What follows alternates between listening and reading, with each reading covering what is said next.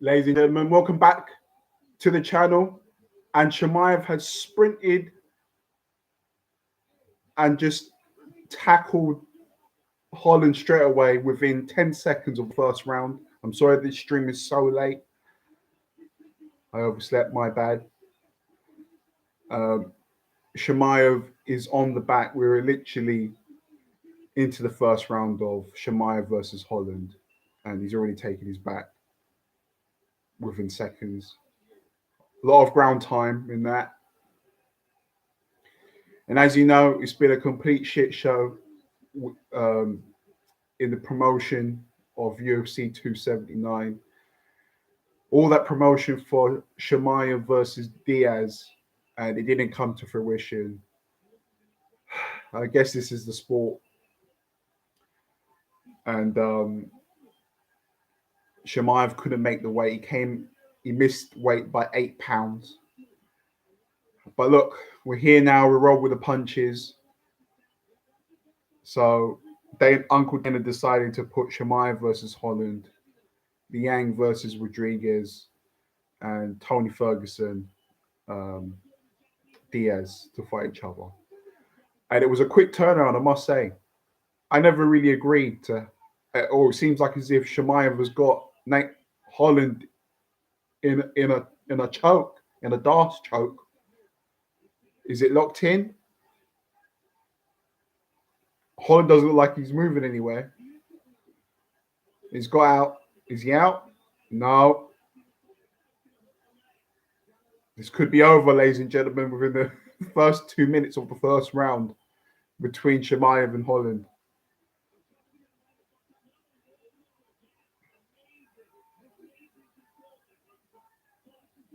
Hamza is all over Holland like a rash here.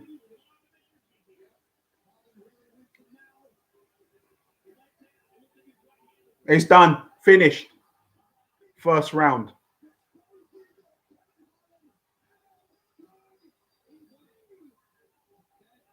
Done. Finished. First round. Holland didn't stand a chance.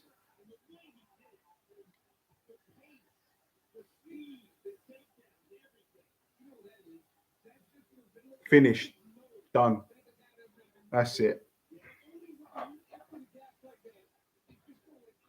Hamza is a different breed of fighter, ladies and gentlemen. And now all of the fans feel like complete and utter dimwits for going against him. Listen, these Eastern European fighters, they're of a different breed. They move different. All right?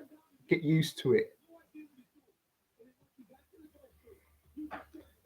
Something I've learned very quickly within combat sports: never doubt an Eastern European fighter.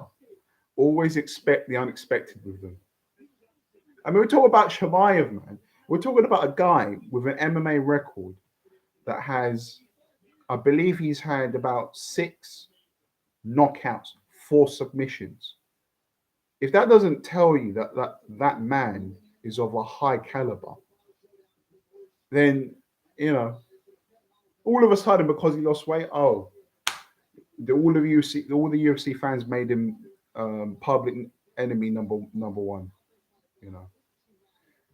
And look, all of the hardcore pundits said if he makes it a quick turnaround and he wins in spectacular fashion, everybody will forget the fact that he lost weight. And what does he do in the first 2 minutes against Kevin Holland? Just takes him out. And look, and everyone knew that Holland had no wrestling. This, for me, this was a clear sweep for Chimaev. There wasn't one part of me that doubted that he was not going to beat Holland. Holland he's good, especially if that fight. I'm just listening to Hamza on the mic there going absolutely apeshit.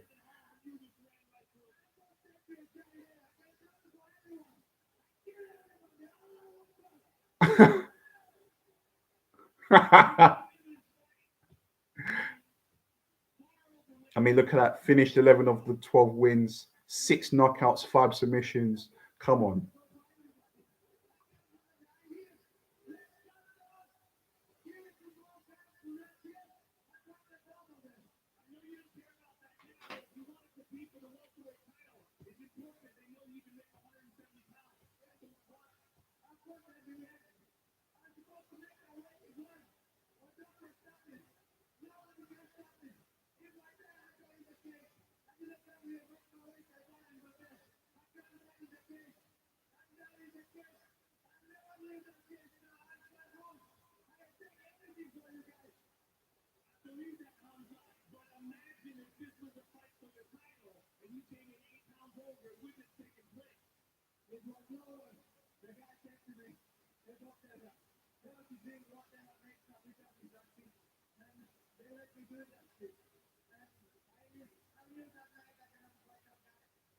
Ladies and gentlemen, leave a like on the stream if you're enjoying the video, enjoying the stream.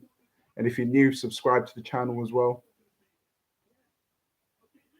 Just take it in the words of Hamza here.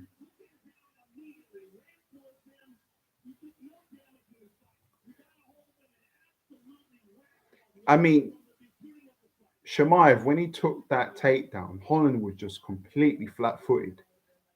Just, I mean, you're fighting a world-class freestyle wrestler, and you're not bouncing on your toes. It just, I always knew the writing was on the wall for Holland in this fight. There was no chance of him winning.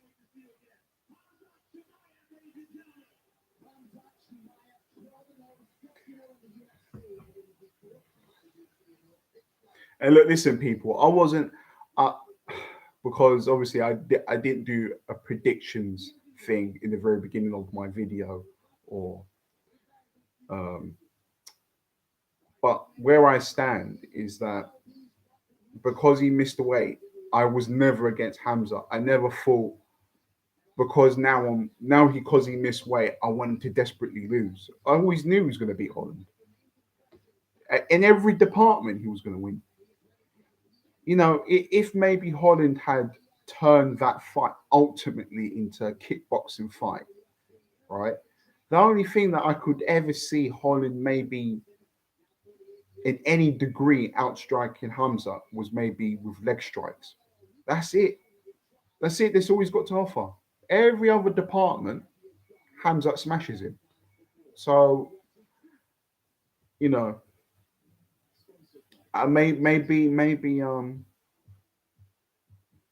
maybe this was a blessing in disguise for Hamza. Maybe this thing of getting this quick turnaround from missing weight to fighting Kevin Holland, um, to make him that sacrificial lamb and smash him within the first 2 minutes of the first round, is more beneficial than doing the whole thing of him fighting Nate Diaz, going the full maybe 4 or 5 rounds, winning uh, by by an inch, and then you've got the fans saying, "Oh, he was never the real deal. He was never this. He was never that." Oh, look at that! He went the distance with a washed up Nate. Not that Nate Diaz is washed up, but ultimately a fighter in Nate Diaz where he's at the end of his career, and Hamza couldn't finish him. That would have been the narrative if that fight had gone that distance, and we all know Diaz likes to go the distance. And Diaz is an experienced veteran of the game, right? I mean, I saw some of his sparring and his training for the build-up for Shemaev, and that guy was throwing hands in the gym, quick ass hands. So, and that would have caused undoubtedly problems for Shemaev. So that would have been a narrative. If it went the distance, Shemaev doesn't finish him. Oh, he was never that good. He would have lost fans. He would have lost fans because we all know what Shemaev is like in the build up to a press conference. I'm gonna smash everyone. I'm gonna smash him. So that would have been the narrative. Unfortunately, in this game, you are only as good as your last performance. You know, and people would have taken that ammo of him not being able to finish Diaz as like, oh, he's just a hype train. He's not really that good. He's not as good as what people think he is. But then at the same time, I don't even really know what was the record of Kevin Holland going into this fight. Because if I look now and there was a couple of losses on his record before going in and fighting somebody like Hazmat Shemaev, then it just goes to show, innit? The writing was always on the wall. And I would, if I look on the record now and I see that Holland had like a loss, two losses before he went and fought, you know, I know that in recent times and recent months with Holland, he hasn't really been upon his A game. I mean, we'll find out. I'm going to find out now. So,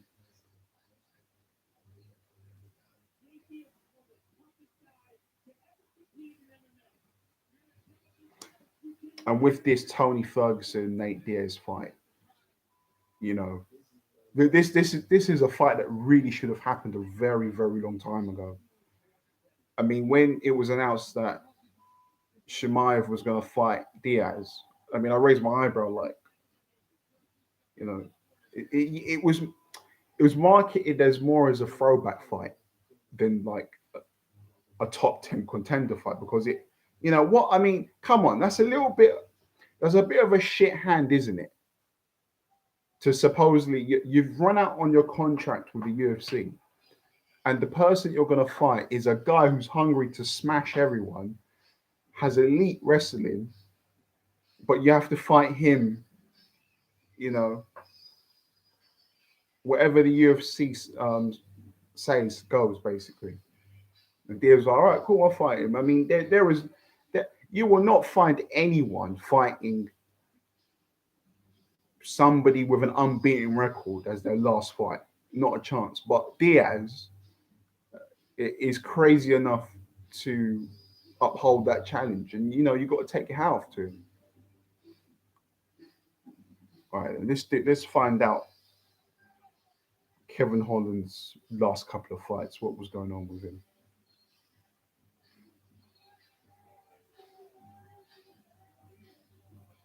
All right, well, okay.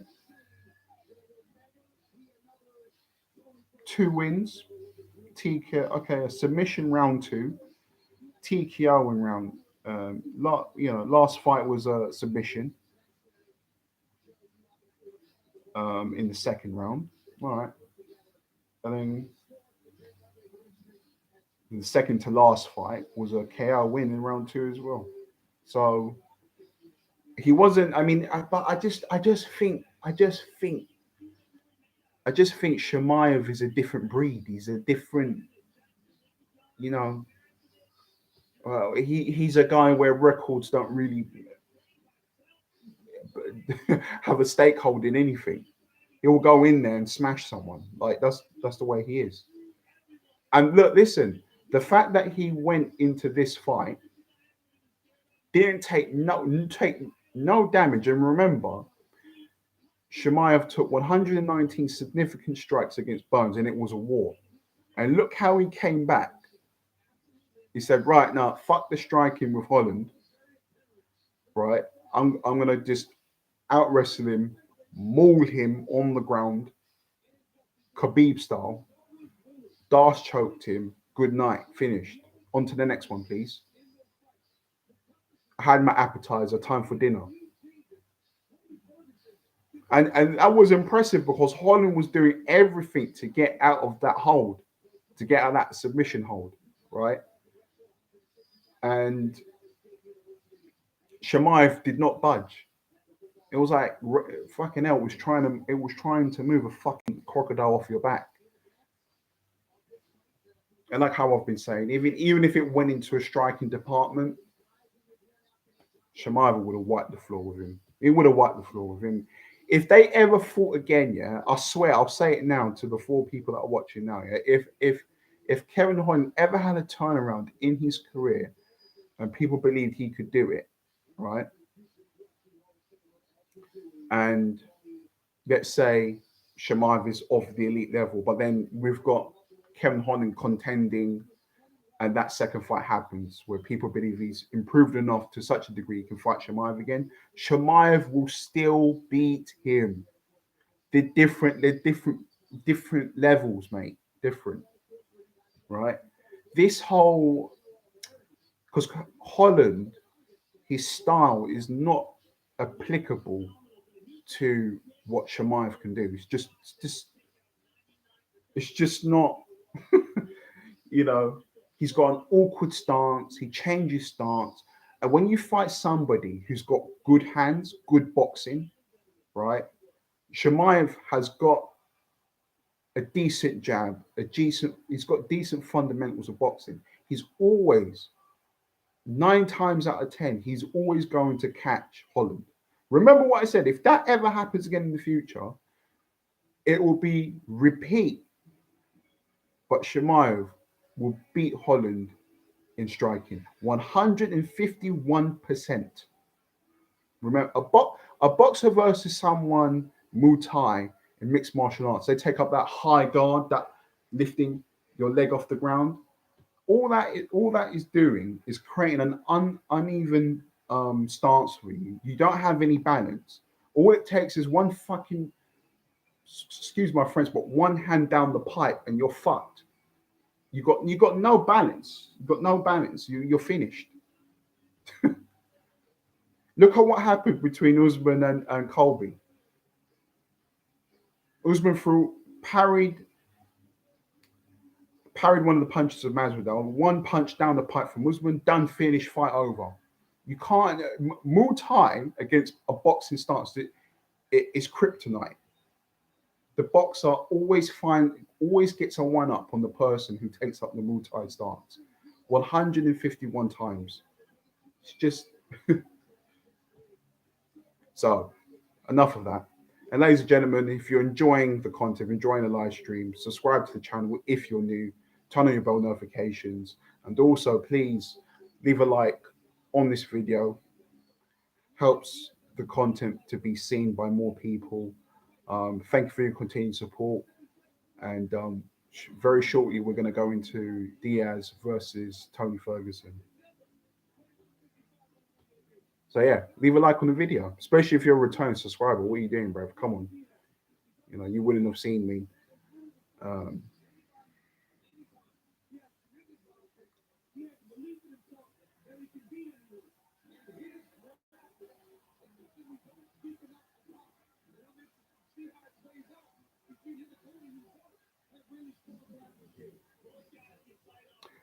In this fight, I've got Diaz winning.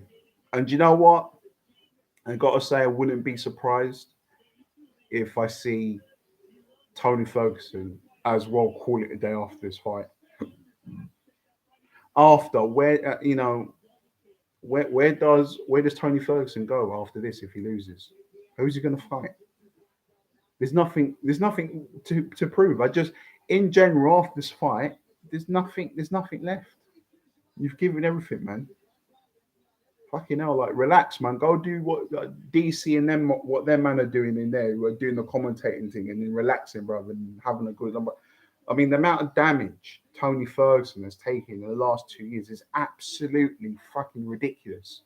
If this was any other combat athlete that took the level of damage that they took in the end of their career, to what Ferguson was receiving, they would have fucking retired, mate. They would have not want to pick up another pair of gloves ever again.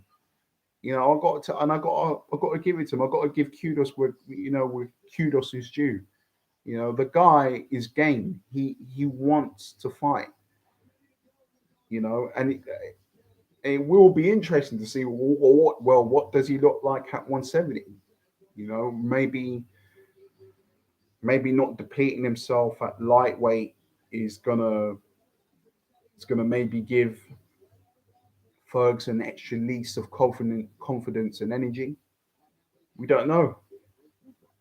Crazy things have happened in this game, especially with mixed martial arts.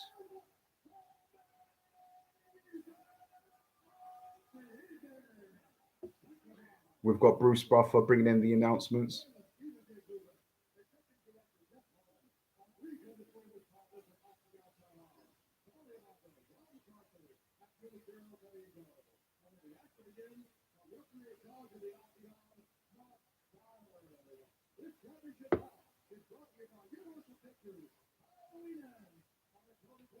Halloween ends. All right, yeah. I'll be watching that. Don't you worry about that. Ladies and gentlemen, leave a like on the video for enjoying the content. Leave a like on the video for enjoying it. The commentary will begin during the beginning of the stream. I gave my thoughts on Shemaev versus Holland. I always believed the writing was on the wall for Holland. He was a sacrificial lamb, and that was it. Game over.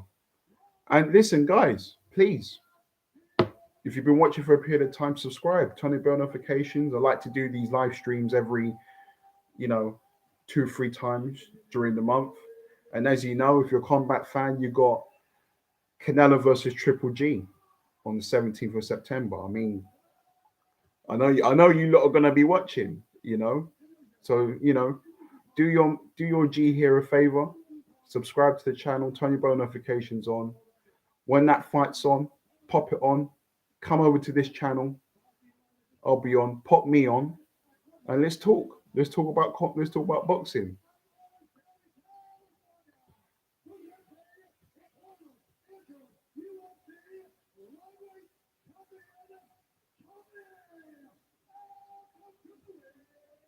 I saw that comment from Tony Ferguson. I'm a boat. I'm the best of all time. Tony Ferguson could come up with some craziness like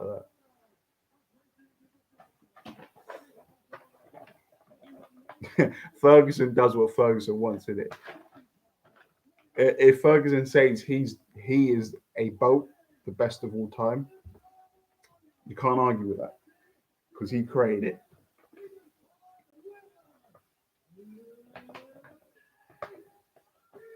We got two ultimate fighters fighting each other. We've got two ultimate fighter winners competing against each other. It's pretty cool.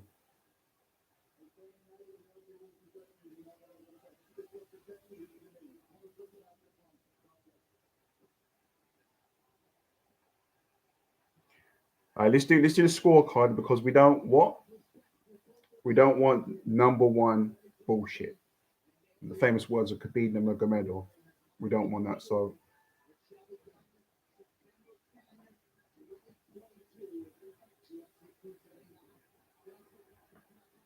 they come out swinging already. Oh shit.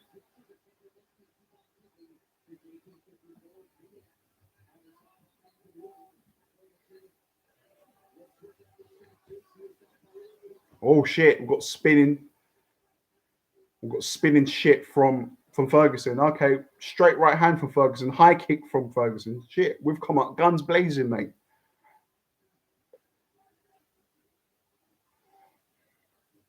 See, if you're Nate Diaz has always been he's always been there for the taking when it comes to leg strikes. The Ferguson just jabbed him in the knee. You can tell Ferguson's really aiming for the legs here. Jab from Nate Diaz. Side kick from Nate Diaz. That was nice. Ferguson's trying to find a way on the inside, trying to close off the ring, close off the distance. Nate's got to be careful of that, because when Ferguson closes the distance and he misses a punch, you can see Ferguson starting to pivot like he's going to throw a spinning back elbow. You've got to watch out for that, because that can catch him on the blind side. Nate's just really taking his time here, but he can't let Ferguson take too much of the ring. Can't let him control so much of the ring.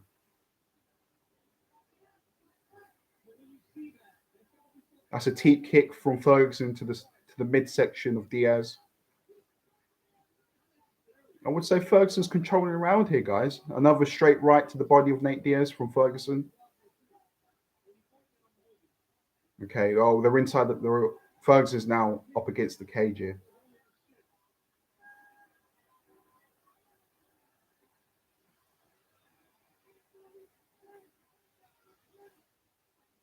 Another nice jab there from Ferguson.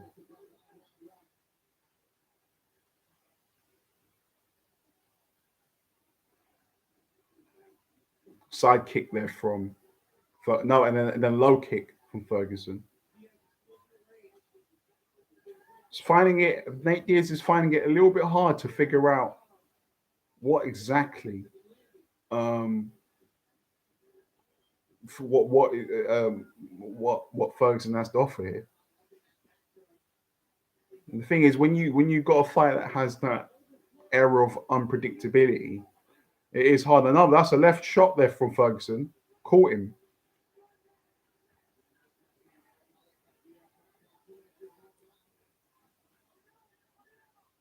Diaz needs to get on his jab. Pop his jab. What Diaz needs to do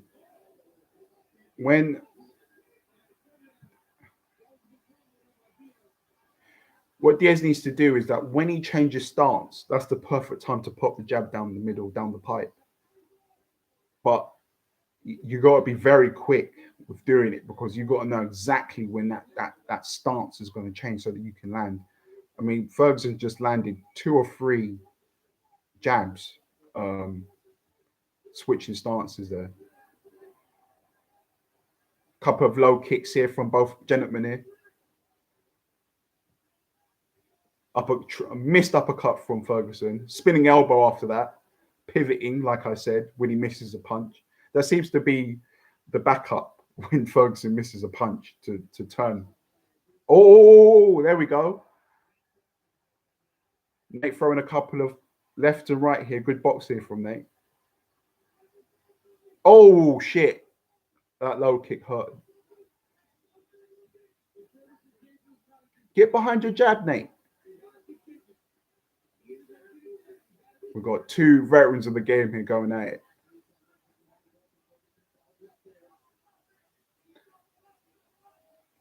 It's not exactly like Ferguson is moving so quickly, so I don't understand why Nate finds it so hard to land. And the thing is, Nate looks a bit tired here. He looks a bit weary. I don't know. Another spinning elbow attempt here from Ferguson. I mean, Jesus Christ. We're not... All it's going to take is one of them spinning elbows to cut that scar tissue. No, good work there from Nate. But no, I've got to say, Ferguson takes that round, and I don't know. I think Nate looks a bit tired.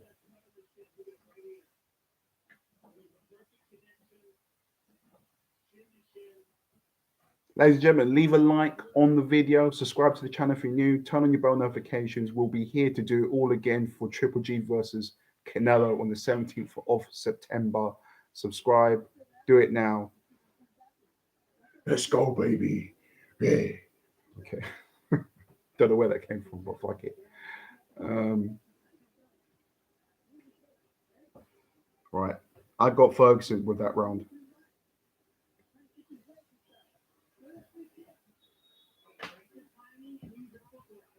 Ladies and gentlemen, can we see if we can get to 7 likes? Come on, let's do it. I believe in you. And you should believe in me, especially if you're a return subscriber. Return subscribers, leave a like if you're here, man. Represent, show up, show out, show your love, show your support. All right, round 2. Let's go.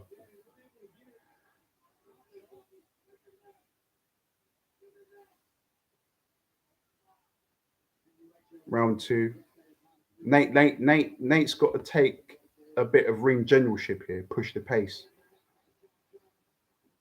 I mean, look, that's a good opportunity as well to get Ferguson on them spinning attempts.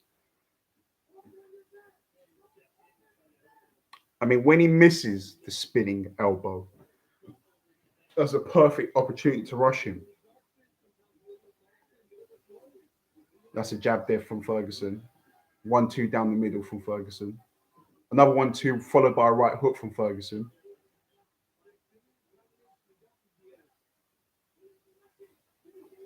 Overhand from Ferguson. A jab. I didn't realize. The left hook lands flush from Nate Diaz. That's a jab from Ferguson.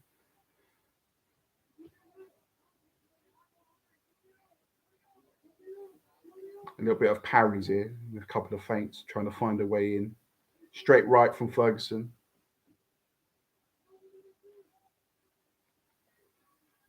That's it. A jab. Couple of 1-2s to the body there from Nate Diaz.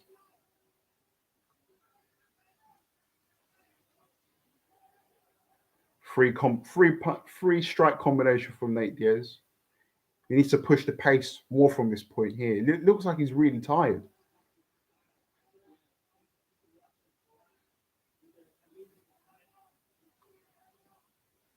That's a felt. Oh, left uppercut, right hook from Tony Ferguson. Ross. You know what, man? You don't. If that was against another fighter, I might have sat someone down, boy.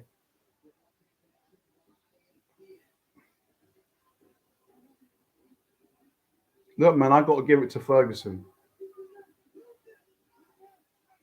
He's come out hungry in this fight.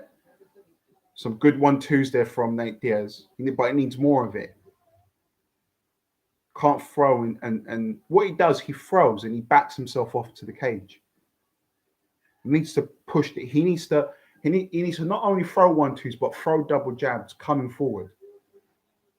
Close that distance off constantly. You allow Ferguson too much. Oh, that's it. Exactly what I said. When he's thinking about change of stance, hit him down the pipe. Ferguson's cut on the right eye.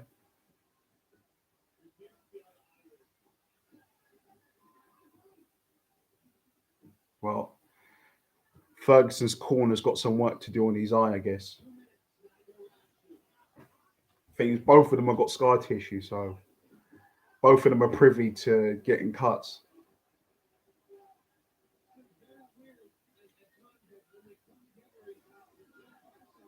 That's a body shot from Ferguson.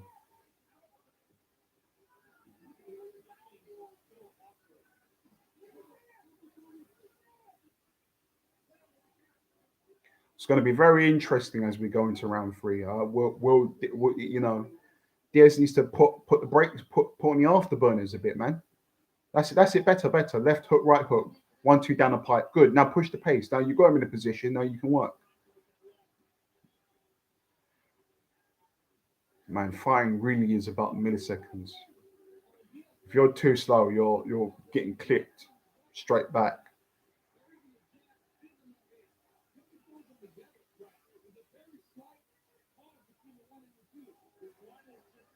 Okay.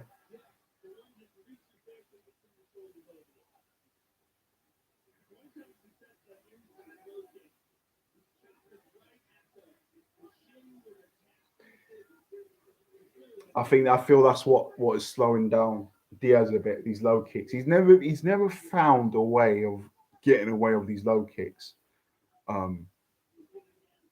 Diaz. Right hook. That was like a overhand European hook. That was nice from Diaz.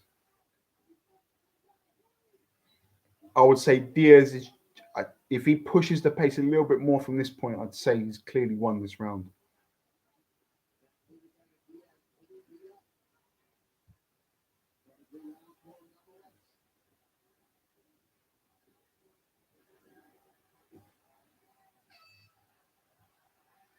they're talking to each other. That's always really funny.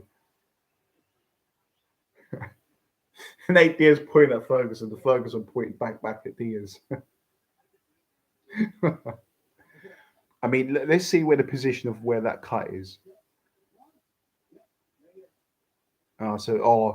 You're gonna have to take care of that cut right above the eyebrow.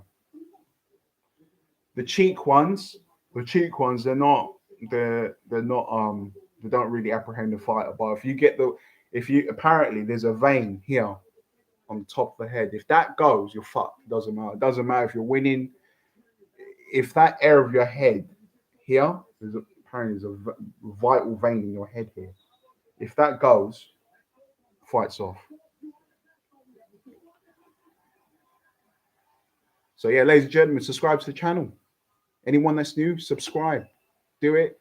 We'll be here for Triple G versus Ken on 17th of September. If you're a return subscriber, leave a like on the video if you're enjoying the content, enjoying the commentary. Let me know at this point now, who have you got? Who's winning on your card? All right, round 3. Let's go.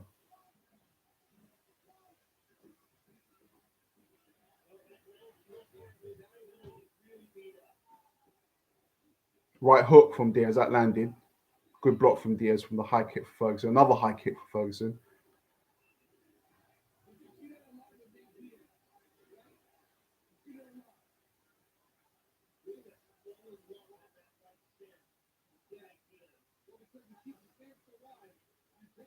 Teep kick from Ferguson. Another high kick from Ferguson. Another low kick from Ferguson.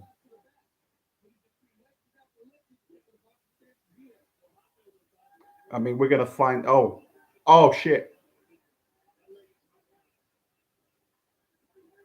Ferguson done a low kick, inside low kick to Diaz, and it gave him a wince.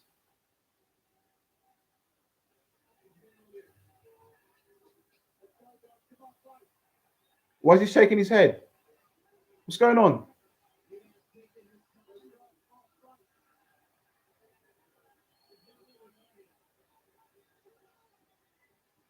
Oh, he was trying to lull Ferguson.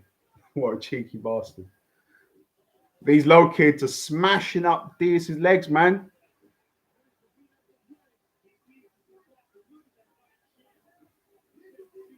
Oh, man, Ferguson's really stepping it up now.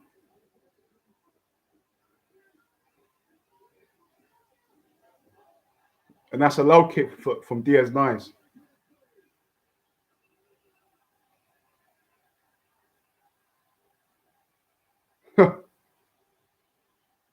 I think Diaz is really feeling the pace here in this fight.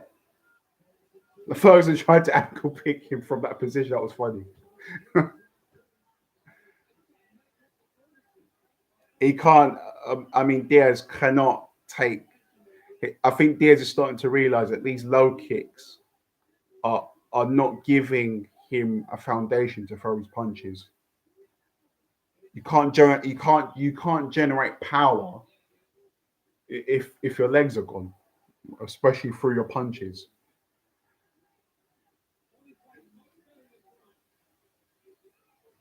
That's a low kick again from Ferguson. Teep kick from Ferguson. Superman punch from Ferguson. Wow. Well, I don't know if it was. It looked like some inverted right straight from Ferguson.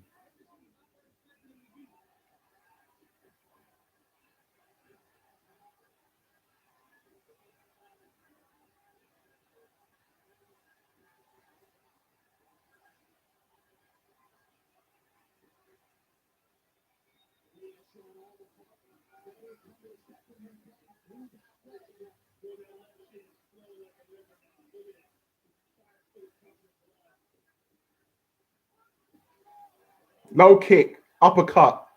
Oh, spinning back fist from Ferguson. That's better from Diaz. I still would say, uppercut from Ferguson. That was nice.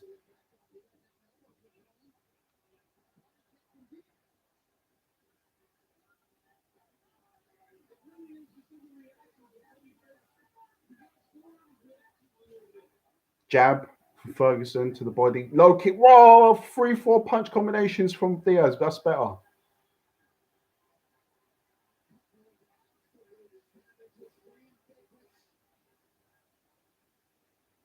Low kick from Ferguson again.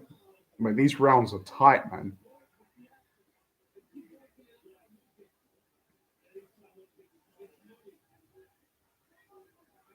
That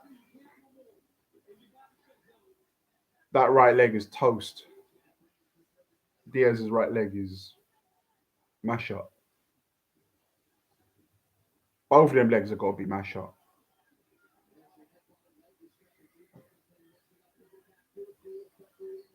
Another low kick for Ferguson. Ferguson ducking and weaving to get off the cage there. That's good from Diaz. Couple of double ups on the right hook there. I was like, oh, a bit of Philly shell from Diaz. Nice. Avoided a punch there.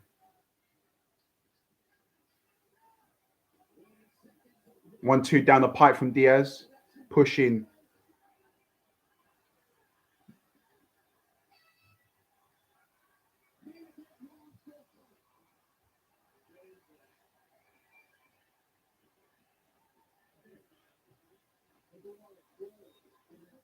I mean, I'm sorry to say, I mean, from what I've seen in these 3 rounds so far, I mean, there is absolutely not a chance, not a chance, from what I'm seeing from this bout, that Diaz would have gone any distance with Chimaev.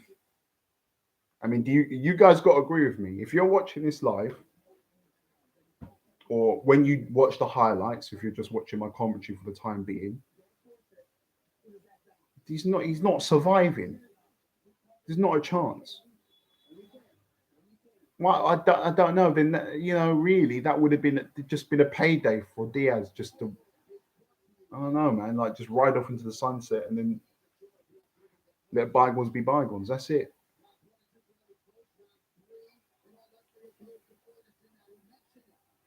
I gotta give that round to Ferguson. Diaz got to pull. He's got to pull something out of his arse here.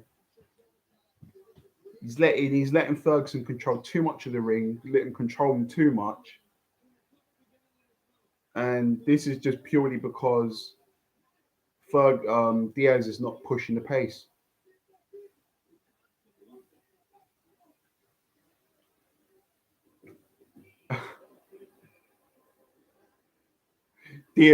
Ferguson tried to do some mad ankle pick there. He actually crawled on the floor to get to a leg of Diaz. Bro, that shit looked like out of a horror film.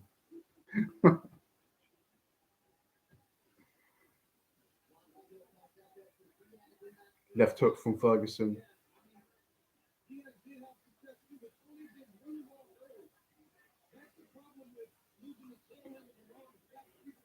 The problem is with Diaz, from what I'm seeing, is he's relying on his speed and his timing to catch um, Ferguson, But there's no parries, there's no feints coming in, there's no real thought with trying to really connect Ferguson. Like when I'm looking at Diaz is not downloading information from Ferguson to think, okay, here's his tendencies. I'm going to set up this shot to really get some significant damage on him.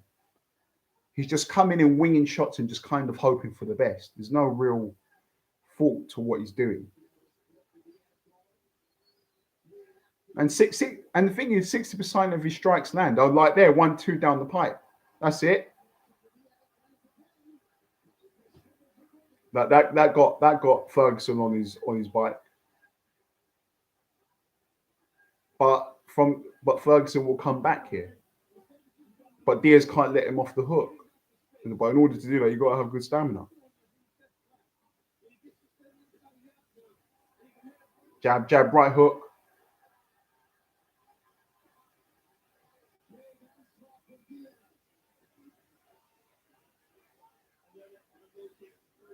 Jab from the body. Closing off the ring. That's better from Diaz.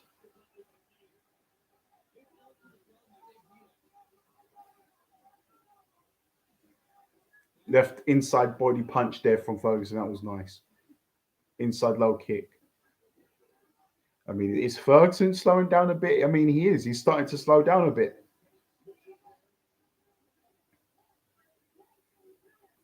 If Diaz wins this round, we're going to be 2 rounds apart going into the final. Oh, oh shit! Darce choke. Is it in?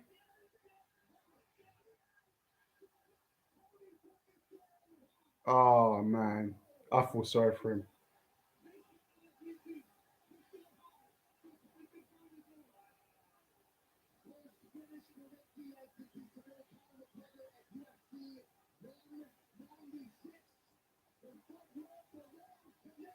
Oh, I feel sorry. I mean, at least it didn't get. At least it didn't get hurt. Well done, boys. Both legends. Well done. I love both of them, man. Both winners. Good fight. Well done. How did that happen? It was that see that happened from him pushing the pace, and then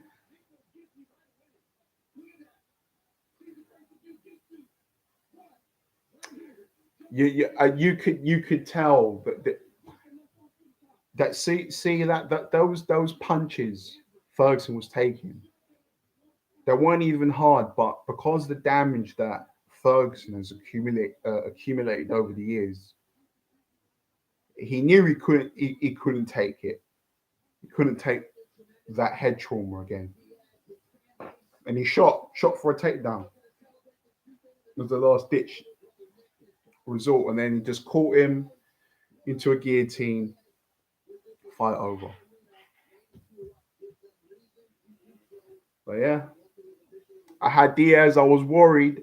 It looked like it looked like it looked like in that 4th round, Ferguson was really slowing down. All of that movement was gone. The Californian Terminator gets it done, ladies and gentlemen, via a guillotine.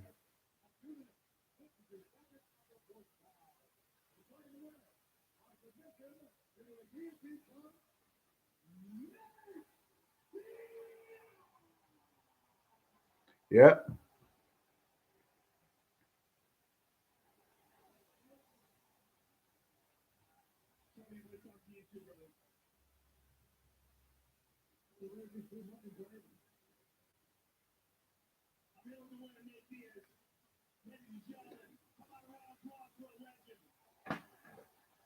Well done, mate.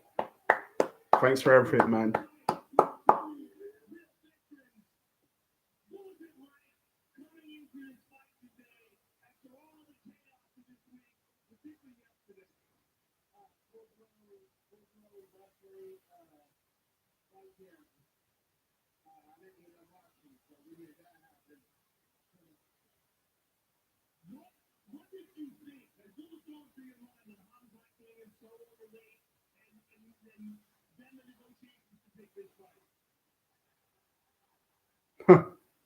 They did swearing.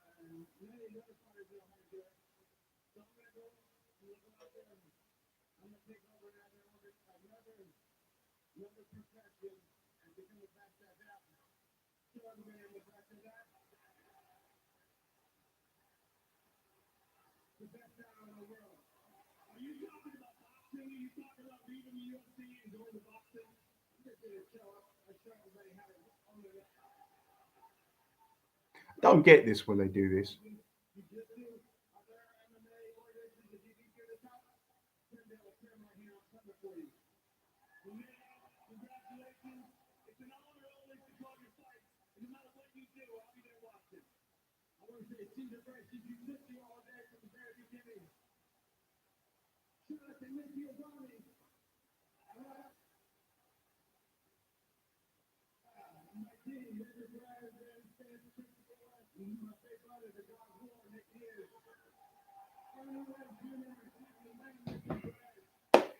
Well done, boys.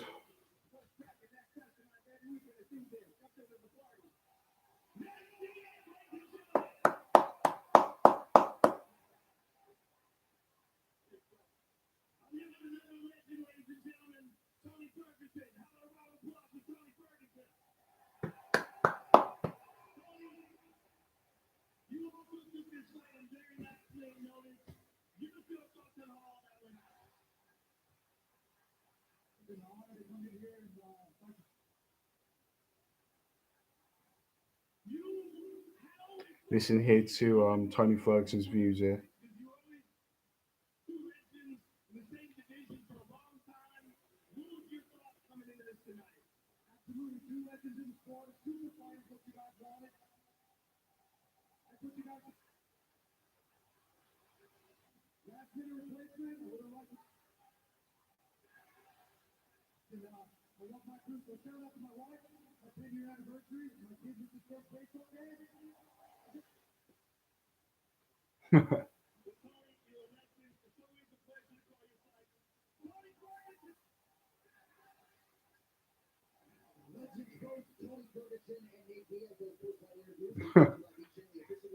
Ferguson picked up Joe Rogan there at the end.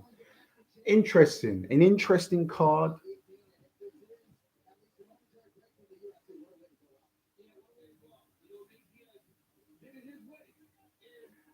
I still have that gut feeling. I still have that gut feeling that sure if it was Shemaev Diaz, I feel like Shemaev would have really made an example of of Diaz, in my opinion. And a lot of people will be against that statement. I just think that there's a different energy that Shemaev brings, you know. Um, but look, my hat goes off to um, pretty much all the fighters, three of the fighters that had a change of their fights.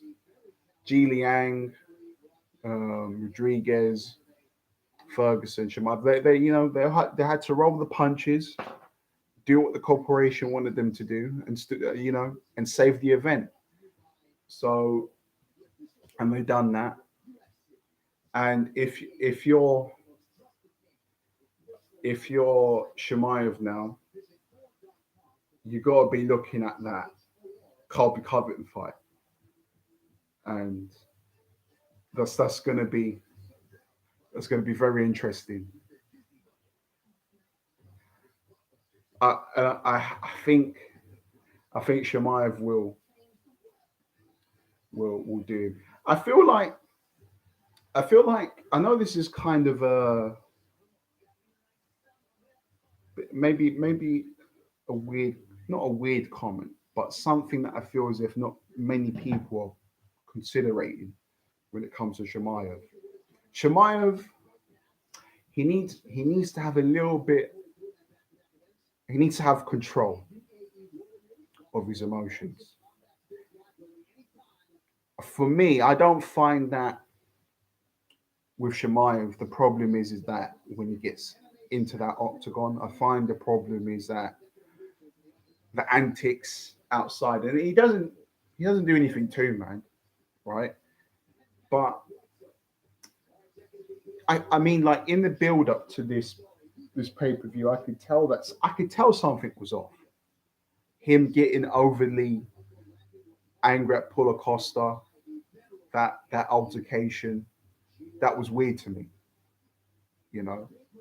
And Paulo Costa made him look like a bit of an idiot, to be honest with you. Um, from my retrospect. Um, but when you got these big, gigantic pay per view fights, and your emotions are already here. Whenever you see a fight and their emotions are already there, right? Up past 100, right? They're shouting, they're going mad, they want to fight constantly. For me, that is, to me anyway, that is a lapse of concentration. And then when you see those fighters up there, bit shouting at the top of their, don't get me wrong, there's some that can put it on and still show out, right? But 80% of the time, these fighters, when it comes to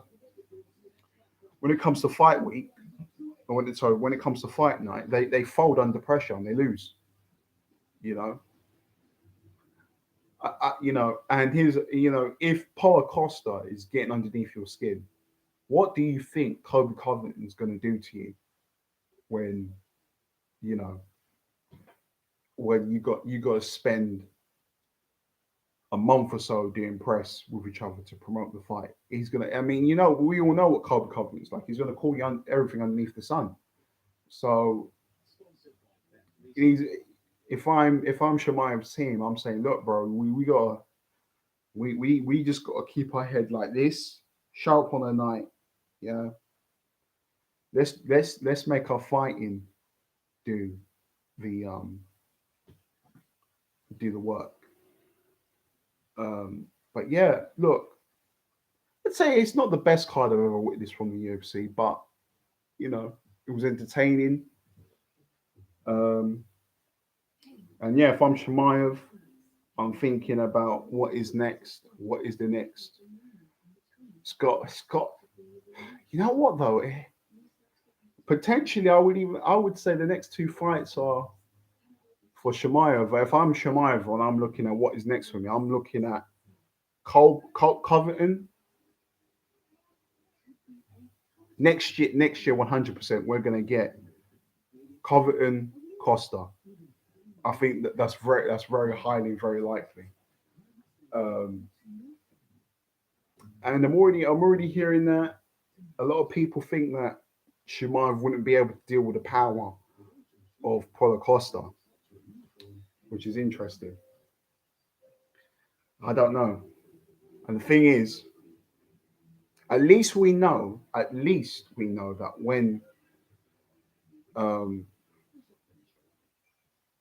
when Shimaev takes a smack, he can hold it for the time being. Obviously, we don't know what will be like if he takes a smack from Covington I'm not worried about Covington punching on Shemaev, but the question will be how will he hold it if Paulo Costa lands on it? I think he will take it very well, but we know with Costa, he's been teed off by Israel Adesanya, and Adesanya in a way doesn't really have that one hit a quitter power.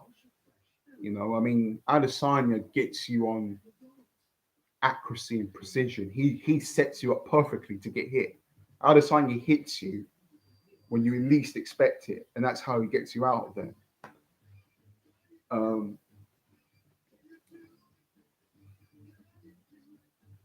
but yeah, as we saw with Burns, he can take big right hands. You know, um, but obviously you can't take that amount of damage continuously over your career, or else at any point you will fold. Um, and it's nice it's nice to see winning with a complete different game plan against Holland in this fight. Went straight to the ground. We he would have already known that Holland is not doing anything spectacular on the ground anyway. He just thought, right, this is how I'm going to approach the fight. If he gets up, if he survives my grappling, we'll have a fisticuff and I'll still win in that department anyway. That's what I believe. I still think he would beat him up when it comes to hands. So, but yeah, I look forward to the next pay per view event. And I believe the next pay per view event is going to be the headliner between Charles Oliveira and Islam Makachev. So yeah, I will be here once again. Hopefully, I won't be doing it so late. Um, yeah, and I will give you coverage for that as well. And as a thought, and the way that I want to end off on this live stream, I forgot to mention this, and I feel very bad that I didn't. Um, that's a mistake on my behalf because I started streaming so late and I was rushing to get it on. But I'd like to spare a thought for Our Majesty the Queen, Queen of England, um, passed away.